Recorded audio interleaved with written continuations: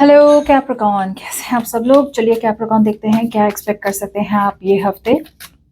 पहले देखेंगे आपका ओवरऑल हफ्ता, फिर आपका करियर या बिजनेस, और फिर देखेंगे आपकी लव लाइफ। ये होगा for Capricorn, sun, moon, rising and Venus.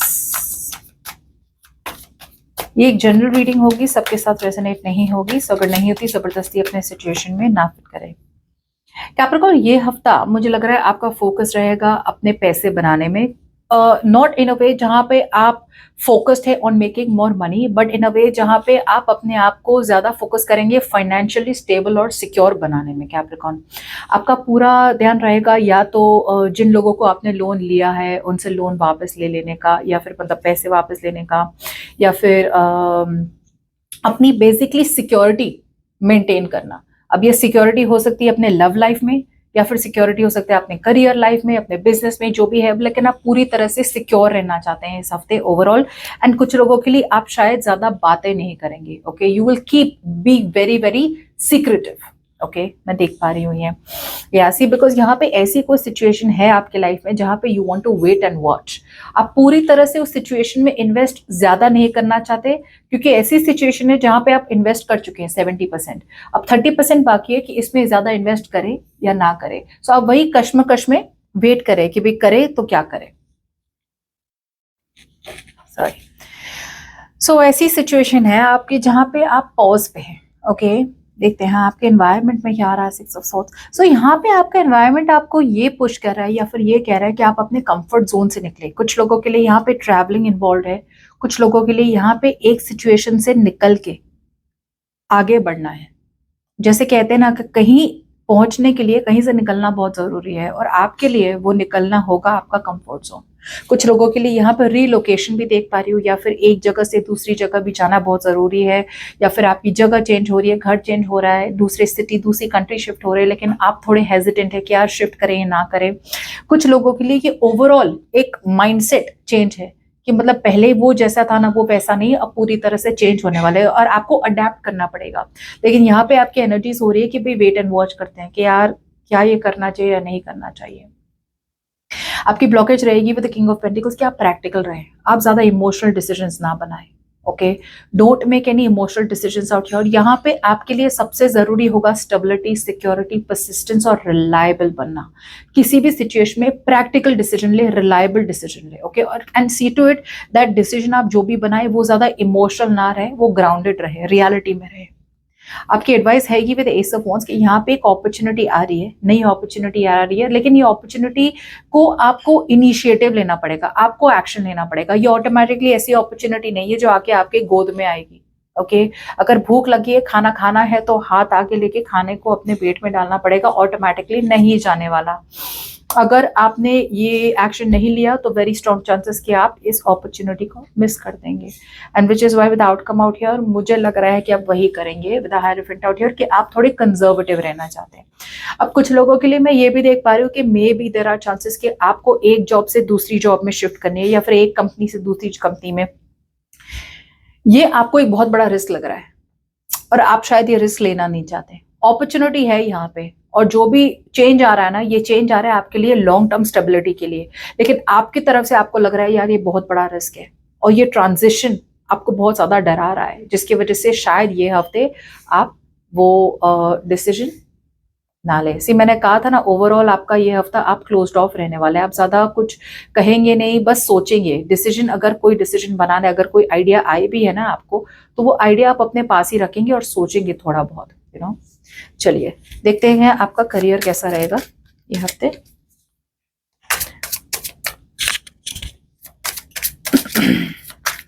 Capricorn, wow, career तो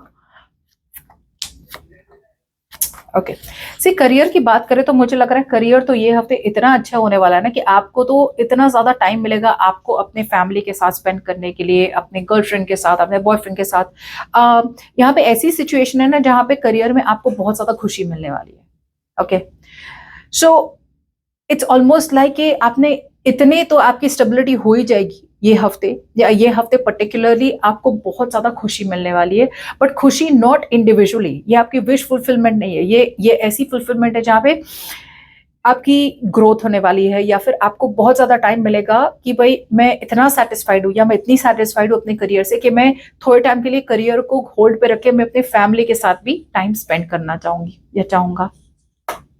यहाँ पे कुछ लोगों के लिए यहाँ पे आप फॉरवर्ड मूवमेंट हो रही है with the wheel of Fortune. यहाँ पे आपका करियर एक बहुत बड़ा चेंज हो रहा है। अगर आपका करियर स्टक था, स्टैग्नेंट था, आप बात आगे बढ़ नहीं रही थी, तो यहाँ पे एक चेंज देख पा रही हूँ। अब ये चेंज नेगेटिव हो सकता है, पॉजिटिव हो सकता है, इन दैट वे कि चेंज तो पॉजिटिव ही है, लेकिन कुछ लोगों के लिए चेंज ऐसा होगा कि यार ऐसा क्यों हो गया, लेकिन थोड़े टाइम के बाद आपको रियलाइज होगा कि अच्छा हुआ जो भी हुआ, you know, like a blessing in disguise.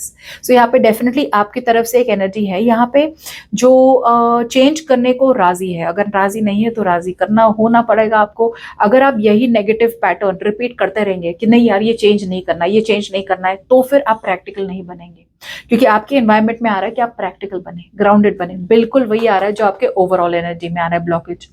बहुत ज्यादा प्रैक्टिकल बने। कुछ लोगों के लिए give time to your family and your work. आप बहुत ज्यादा वर्कोहॉलिक हो रहे हैं Capricorn. I feel you are becoming too much of a workaholic, and too much of a workaholic बनने की वजह से आप या तो आप बहुत ज्यादा टाइम स्पेंड कर रहे हैं अपने करियर में, और आपकी फैमिली लाइफ सफर हो रही है। और कुछ लोगों के लिए मे बी आप बैलेंस नहीं ले पा रहे हैं। बैलेंस बहुत ज्यादा जरूरी है, बहुत ज्यादा। ओके, और आपका ब्लॉकेज यही रहेगा कि आप अगर आपकी लाइफ में अगर आपका करियर ग्रो नहीं हो रहा है या फिर आपका जॉब ग्रो नहीं हो रहा है ना, तो यहाँ पे प्रॉब्लम यही हो रही है कि आप उसे टाइम नहीं दे रहे। जो भी आपने करियर चूज किया है या बिजनेस चूज किया है, राइट, ये प्रोफेशन या जॉब चूज किया है, इसमें टाइम लगेगा ग्रोथ में।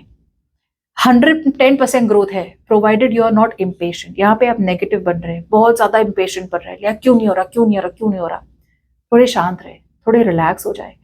ग्रो इसलिए नहीं हो रहा क्योंकि आपको वो ग्रोथ दिख नहीं रहा है, बट आप बहुत ज्यादा इमोशनली अटैच हो रहे हैं अभी। सो इमोशनली अटैच ना हो। आपका एडवाइस यही रहेगा कि जो नहीं वर्कआउट हुआ है आपके करियर में, उसे जाने दे, उसे छोड़ दे। उस अपॉर्चुनिटी को लेके अगर आप अटके रहेंगे तो बाकी जो अपॉर्चुनिटीज आपकी तरफ आ रही है वो भी मिस होने वाली है।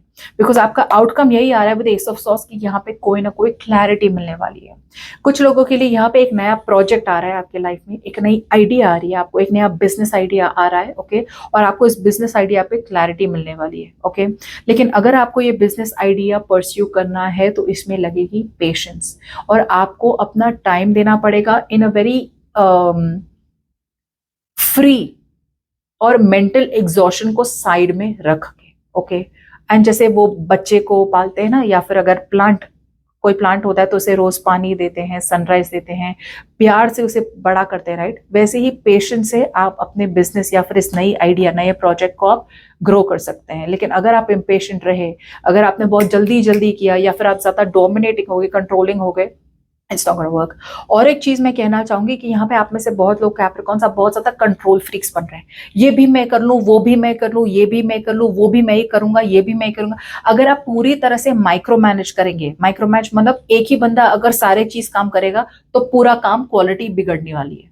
इससे अच्छा है कि give some space to other people, खुद भी थोड़ा डेलीगेट करे रिस्पॉन्सिबिलिटीज, और जो करे आराम से करे, 2 काम करे लेकिन ठीक से करे। सब कुछ आपके कंट्रोल में रहना जरूरी नहीं है।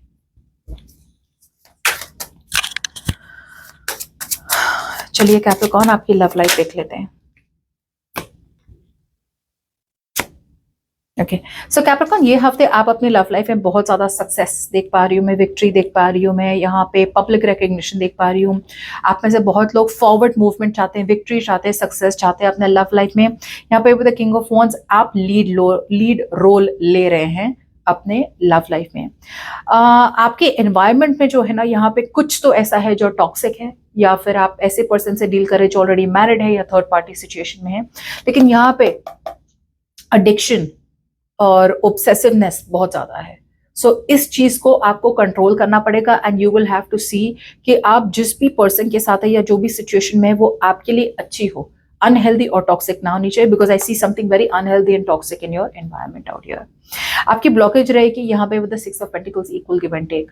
यहाँ पे या तो आप इक्वल गिव एंड टेक नहीं कर रहे हैं इस पर्सन के साथ, या तो आप ज्यादा रिलेशनशिप में एक्सपेक्ट कर रहे हैं लेकिन इतना इन्वेस्ट कर नहीं रहे, या फिर आपका पर्सन ज्यादा रिलेशनशिप में एक्सपेक्ट कर रहा है और इतना कंट्रीब्यूट कर नहीं रहा जितना करना चाहिए।